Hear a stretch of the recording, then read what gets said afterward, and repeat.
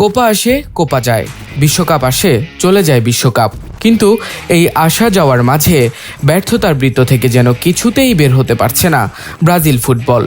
এক একটা বড় টুর্নামেন্ট যায় আর ঘুরে দাঁড়ানোর সংকল্প নিয়ে আশার বাণী শোনায় ব্রাজিলের কোচ ও খেলোয়াড়রা। এবারও কোপা আমেরিকায় ভরাডুবির পর ভক্ত সমর্থকদের একই আশার কথা শুনিয়েছেন ব্রাজিলের তরুণ সেন্সেশন এন্ড্রিক। উরুগুয়ের কাছে ট্রাইবেকারে 4-2 গোলে হারের পর রিয়াল মাদ্রিদের 17 বছর বয়সী এই ফরওয়ার্ড পাখি চোখ রাখছেন পরের বিশ্বকাপে। একমাত্র ওয়ালটন এসি দিচ্ছে 1 বছরের রিপ্লেসমেন্ট গ্যারান্টি এবং কম্প্রেসারের 10 বছরের গ্যারান্টি।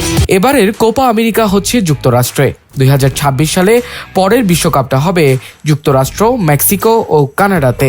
উরুগুয়ের কাছে হেরে কোপা আমেরিকা থেকে ছিটকে যাওয়ার পর এনরিক বলেন, আমরা ব্রাজিলকে শীর্ষে তুলতে চাই, আমরা বিশ্বকাপের জন্য প্রস্তুতি নিতে থাকব। এমন আশার বাণী অবশ্য 2022 কাতার বিশ্বকাপ শেষেও ব্রাজিল দল থেকে শোনা গিয়েছিল। 2022 কাতার বিশ্বকাপে এনরিক ছিলেন না কোচ দরিভালো। কাতার বিশ্বকাপের কোয়ার্টার ফাইনাল থেকে ছিটকে যাওয়ার পর সে সময়ের কোচ তিতে দায়িত্ব থেকে সরে দাঁড়িয়েছিলেন।